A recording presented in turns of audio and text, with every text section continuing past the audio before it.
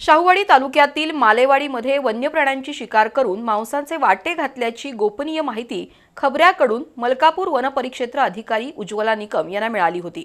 त्यानुसार वन विभागाच्या पथकानं धाड टाकून मुद्देमालासह 5 संशयितांना ताब्यात घेतलं। त्यांना शाहूवाडी न्यायालयात हजर केलं असता न्यायालयानं 5 दिवस वन विभागाच्या कोठडीत ठेवण्याचा आदेश दिलाय।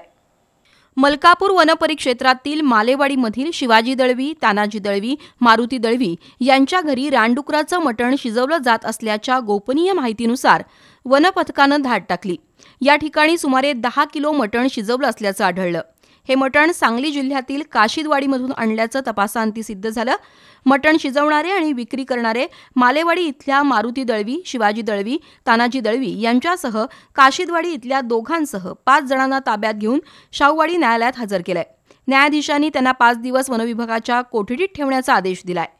वन्य प्राण्याच्या शिकारीमध्ये मोठं रॅकेट असण्याची शक्यता वन विभागानं वर्तवली असून अधिक तपास सुरू आहे।